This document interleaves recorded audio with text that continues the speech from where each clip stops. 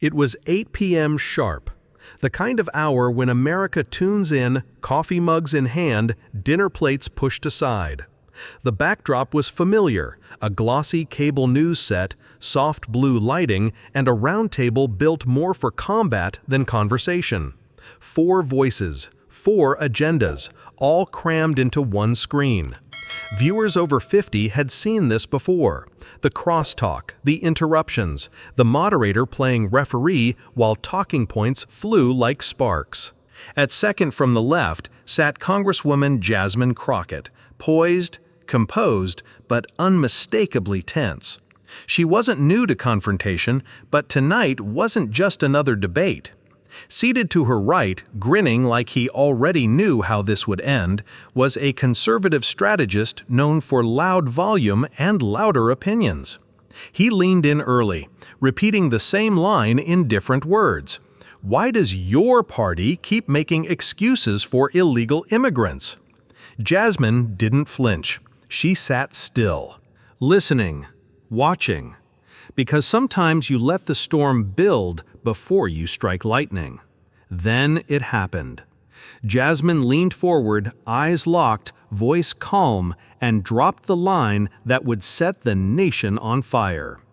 If we're going to talk about standards for who belongs in this country, maybe we should start with Melania. The room didn't just go silent, it froze. 3 full seconds of dead air. No one moved. No one blinked. Even the moderator, usually quick with a follow-up or a joke, stared blankly, caught off guard. On live television in front of millions, a line that wasn't shouted hit harder than anything screamed. Across America, living rooms paused mid-bite. Some mouths dropped open. Others muttered, "She didn't just say that?" But she had. And the impact was instant. The energy on that panel changed. It wasn't about border policy anymore. It had become about something deeper, more personal, more dangerous. Because in those 17 words, Jasmine hadn't just questioned an immigration system. She'd challenged an icon, a first lady, and by extension, the story America tells itself about who gets in and who gets out. By the time the cameras cut to commercial, it was already too late. Someone in the control room had clipped the moment. Someone else had screen recorded it. Then someone, no one knows who, uploaded it to Twitter with one line. Reptile Jasmine Crockett just said Melania Trump should be deported. The fuse had been lit. Within 10 minutes, hashtag DeportMelania, hashtag Jasmine Crockett, and even hashtag Send Her Back were trending worldwide. But here's the twist. Jasmine never said deport. Not once. Not even close. But the internet didn't care. A clip cut just right made it sound like she had. The sentence was spliced, her tone slowed. Context deleted. Truth optional. And while most of America was brushing their teeth or turning off the TV, Donald J. Trump was just getting started. At 11:42 p.m., he posted on Truth Social in all caps, "Jasmine Crockett's attack on Melania is disgusting, racist, and anti-American. This is what the radical left thinks is decent. She should apologize immediately." The post exploded. 25,000 shares in under an hour. Screenshots hit Instagram. Reaction clips flooded TikTok. Right-wing YouTubers slapped it into thumbnails with blood-red text, "Democrats want the First Lady deported." The message was out, and the war had begun. It was exactly 11:42 p.m. Most Americans were brushing their teeth, locking their doors, or dozing off on the couch. But not him. Donald J. Trump was wide awake, phone in hand, thumbs flying. And then, without warning, it hit. A Truth Social post seething with rage and written entirely in capital letters, "Jasmine Crockett is disgusting, racist, anti-American. This is who the Democrats are now.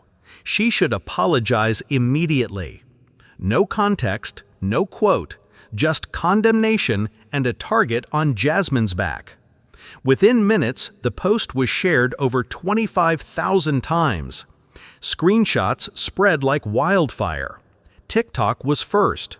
Clips of Jasmine's comment, chopped, distorted, and taken out of context, went viral. Creators layered dramatic music, fake subtitles, and flashing graphics. Breaking, Black Congresswoman calls to deport First Lady. Then came Facebook. Boomers reposted it. Patriot pages repackaged it. Comments filled with rage, fear, and more than a little racism. And YouTube. It turned into an all-out battlefield. Right-wing channels rushed to upload reaction videos, ranting into webcams, their thumbnails screaming, "Crockett hates America." Melania in danger. But this wasn't just a backlash. This was a full-scale character assassination, the kind of digital warfare Trump mastered. And now Jasmine Crockett was in his crosshairs. Within an hour of Trump's post, the right had mobilized fast, loud, and merciless. Marjorie Taylor Greene was the first to bite. At 12:17 a.m. she posted, "This woman just said Melania Trump should be deported. She's unfit to serve and should be formally censured by Congress." This is hate speech from the radical left. Her words spread like fuel on an already raging fire. Other far-right lawmakers piled on one by one. Podcasts, YouTube shows, Twitter spaces filled with shouting and echo chambers. The language escalated by the minute. Treasonous, disgusting. This is why the left hates America. But the real sting wasn't what the right was saying. It was what the left wasn't. Progressive commentators liked supportive tweets but didn't post their own. No official statements. No press conferences. Just silence. In Jasmine's office, her team noticed it right away. They weren't surprised. They were disappointed. Because in Washington, speaking the truth is risky. But standing beside it? That's political suicide. So they let her twist in the wind. One voice against a hurricane. Alone, but still standing. The apartment was quiet. Too quiet. Jasmine Crockett sat on the edge of her couch, still in the same clothes from the interview. Blazer unbuttoned, heels kicked off, mascara smudged just slightly beneath her eyes.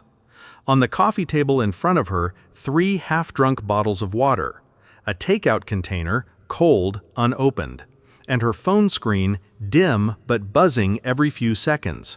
She didn't touch it. The headlines had already found her. So had the hashtags. So had the threats.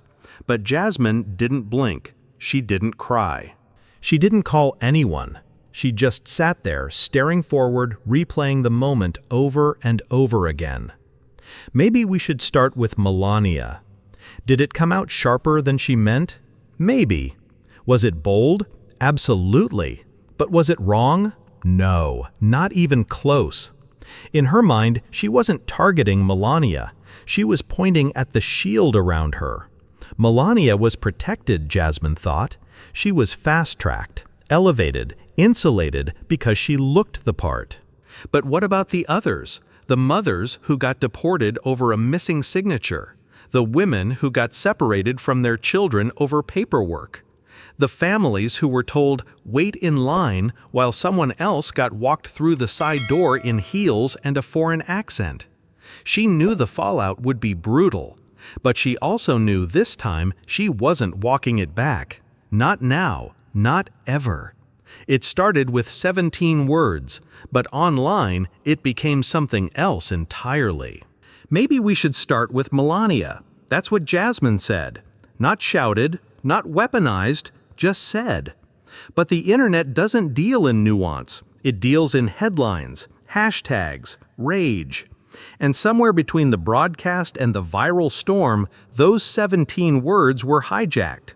Suddenly, it wasn't a question about fairness, it was a threat. It was no longer, maybe we should examine the system. It became, she wants Melania deported. Graphics exploded across screens, big red letters stamped over Jasmine's face. Democrat wants to deport First Lady. No quotation marks. No video link. No context. Just a still image. A moment frozen and manipulated over and over in post after post, thumbnail after thumbnail. Jasmine's name was now linked to a lie, a dangerous one, and the worst part? Millions believed it.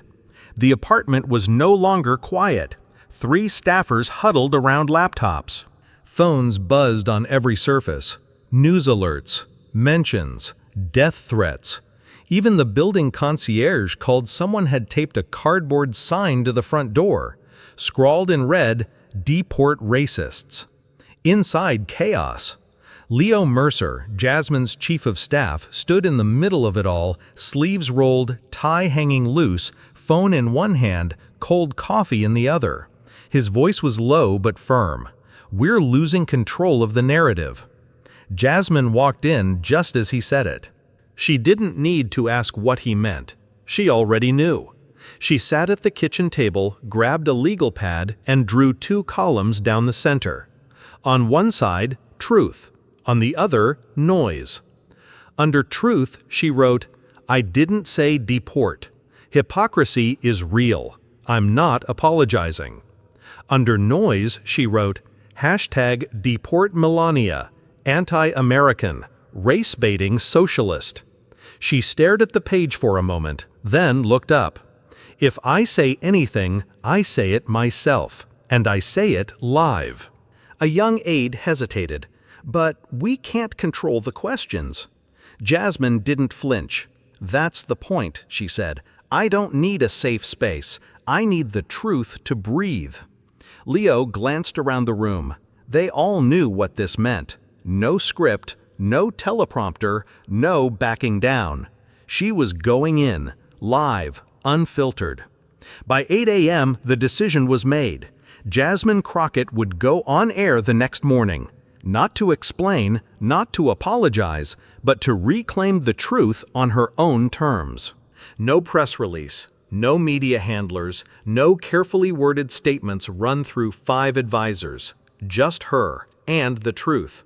She chose America Morning Focus, a national morning show known for sharp questions and zero patience for political spin. Her team flinched. The producers warned, "It won't be friendly." But Jasmine didn't need friendly. She needed honest. "No safe space," she said, repeating it out loud. "I need the truth to breathe." They offered talking points.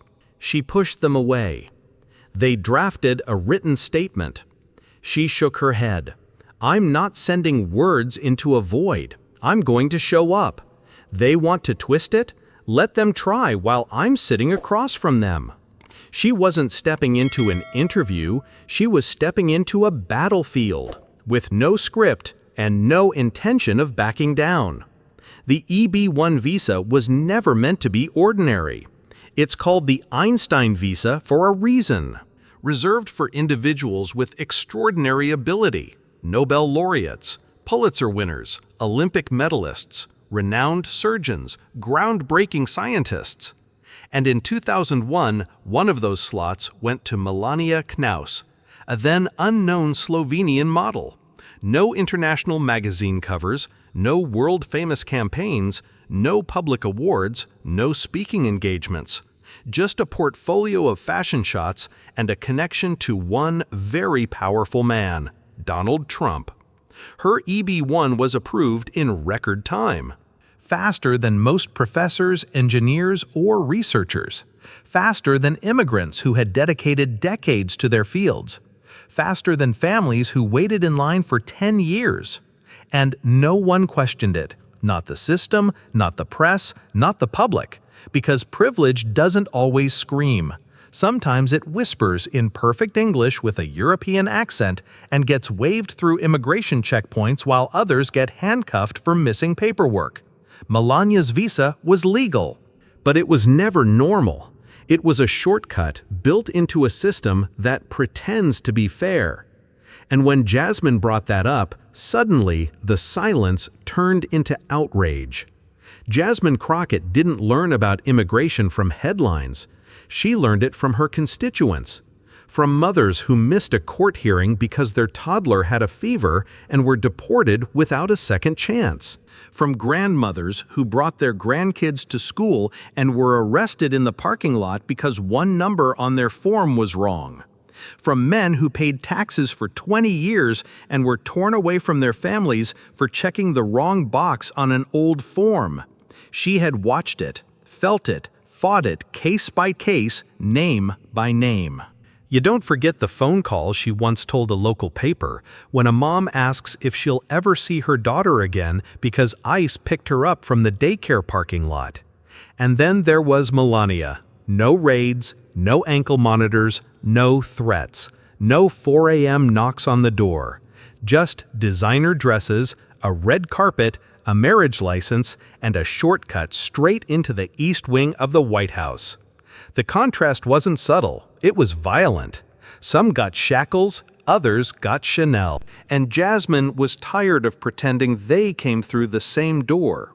She said nothing, no press conference, no tweet, no late-night statement written by a handler.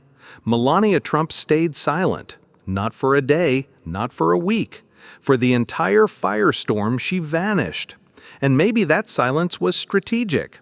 Maybe it was her way of rising above it all. Or maybe it was just what people like her get to do. Because when you wear elegance like armor, when your accent is European and your last name is Trump, you don't have to explain. The system shields you. The media softens you. The public assumes the best. Meanwhile, immigrants across the country are grilled at interviews. Who signed this form? When did you enter? Why did you leave? Blank question 14B. But Melania, no questions, no audit, no pushback, just soft headlines and long gowns. And Jasmine knew what that silence really was. It was permission. It was proof that in America, some people get asked to prove they belong. Others just get welcomed in. The lights were harsh, the kind that flatten every wrinkle, expose every flicker in your eyes. Jasmine sat in the chair, hands folded, mic clipped to her lapel. Across from her, Elise Doran, a seasoned journalist, sharp, unforgiving. She didn't waste time with pleasantries. Congresswoman Crockett, she began. Did you call for Melania Trump's deportation? The question cut like a blade. Straight, cold, clinical. Jasmine didn't blink. No, she said firmly. I said it's time we stop pretending that some people are above scrutiny. The studio was still. Producers behind the glass held their breath. Elise cocked her head, leaned in slightly. But you do understand how your comment sounded to many Americans? Jasmine nodded. Yes. And maybe it's about time it did, because we've built an entire system around who gets questioned and who doesn't, and I'm tired of the double standard. No smile, no softening, just truth. It wasn't the kind of answer polished in media training. It was the kind that left teeth marks. And Elise wasn't done yet. It didn't take long. The clip of Jasmine's words spread far beyond political circles. It reached classrooms in Detroit, barbershops in Atlanta, backseats of Ubers in Seattle. A high school junior in Newark, New Jersey paused the video, looked up and asked, "Why's everyone mad at how she said it, but not asking why she had to?" An Uber driver in Houston, listening through his phone speaker, muttered, "She just said what the rest of us know, but don't get asked on camera." A social studies teacher in Minnesota played the segment for her class, not to criticize Jasmine, but to talk about double standards. And in a small Baptist church on the south side of Chicago, a black pastor stood behind the pulpit and didn't flinch. Sometimes truth walks in without armor, and the world calls it rage. There was no single response, but everywhere from young to old, rich to poor, people weren't just watching Jasmine, they were seeing themselves. The ballroom was packed.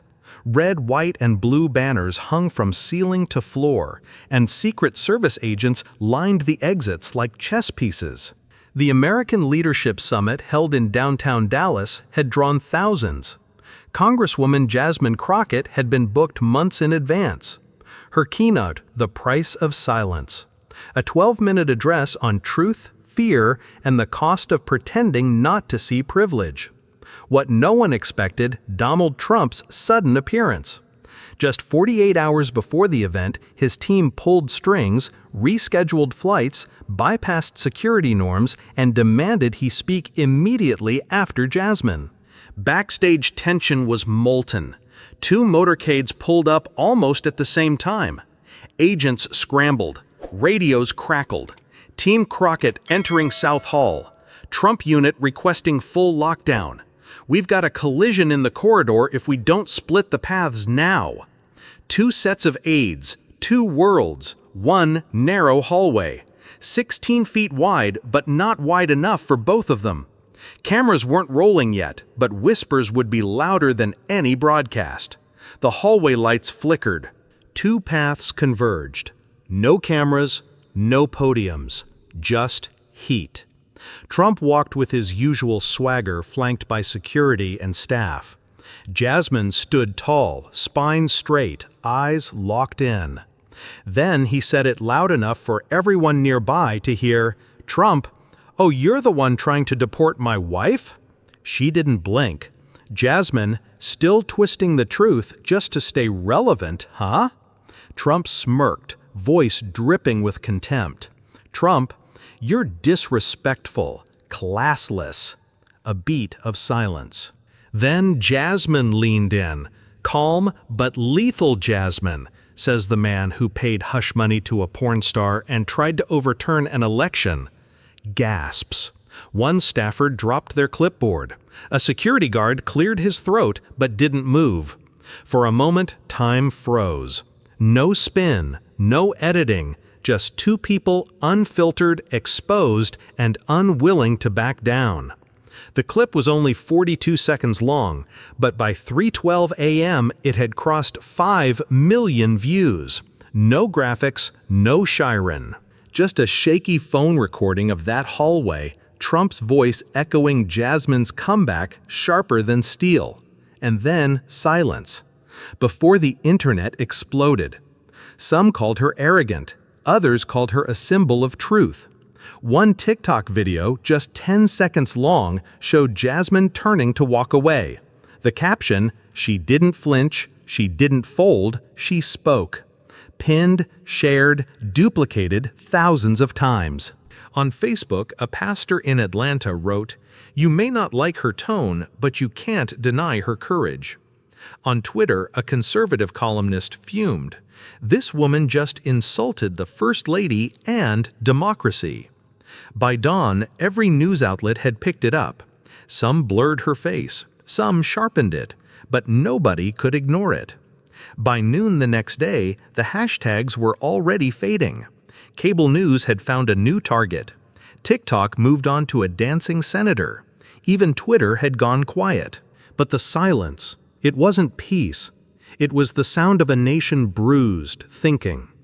Not about Jasmine, not about Melania, but about what made so many people uncomfortable in the first place. A college professor in Michigan asked his class, was the outrage because she was wrong or because she was too right? An immigrant mother in El Paso wrote on Facebook, "I followed every rule. Still, they looked at me like I didn't belong. She said what I never could." A black pastor in Alabama said it plain, "America punishes truth when it comes dressed in the wrong skin." Jasmine didn't go on TV that night. She didn't need to, because by then, the real conversation had already begun around dinner tables, in barbershops, in whispers and posts. Not just about who belongs in America, but about who is allowed to ask. They came in slowly at first, a handful of emails, a few handwritten letters, then hundreds. From immigrants, from daughters, from strangers. One woman wrote, "I've lived here 22 years. My neighbors still ask when I'm going back. "Thank you for speaking." A retired teacher from Illinois typed in all caps, "I've been waiting decades for someone to call it out like that." A voicemail left at midnight, voice cracking, "I'm undocumented, but after what you said, I felt seen." Jasmine didn't respond to all of them. She couldn't, but she read every single one. One letter came with a drawing from a 9-year-old girl in Georgia. 2 brown girls in superhero capes. One labeled M, the other Jasmine. Her staff found her crying quietly, shoulders shaking. Not because she was broken, but because she finally felt understood. It was nearly midnight. The office lights dim, phones quiet for the first time in days. Leo Mercer, her chief of staff, leaned on the doorframe. Tired, wrinkled shirt, but eyes sharp. He asked it gently, "You think you were right?" Jasmine didn't look up right away. She was staring at her phone screen where a text from a young mother read, "You gave us a voice." She took a breath, then looked at Leo and said, "I didn't say it to be agreed with. I said it because too many people have been crushed by rules that only apply to them." Leo nodded. No more words, just the sound of truth echoing in a room that had stopped needing permission to believe it. The truth isn't always easy. It doesn't knock politely. It doesn't wait until you're ready. Sometimes it storms in uninvited. And when it doesn't care if it makes you flinch. It doesn't care if it ruins your dinner. It doesn't ask for your approval. But here's the thing. If the truth makes you uncomfortable, maybe that's the moment you need to hear it most, because comfort never changed the world. But truth has a habit of breaking the silence and building something better from the wreckage. Speak up, even when your voice shakes. In a world that often punishes truth-tellers and protects the powerful, silence becomes complicity. Jasmine Crockett didn't speak because it was easy. She spoke because it was necessary. Too many people, especially women, immigrants, and people of color, are forced to follow rules that others get to break without consequence. And every time we stay quiet, we tell the system it's okay. So here's the real lesson. Comfort protects privilege. Truth protects people. Speak up, even if you're alone, because sometimes one voice is all it takes to start an avalanche. If this story made you think, if it stirred something in your gut, anger, courage, or maybe just curiosity, then don't scroll past. Subscribe to this channel, because here we don't just tell stories, we confront injustice. We protect truth. We speak for the silenced. Hit that subscribe button. Turn on notifications, because next time the truth might be even harder to hear, but even more important.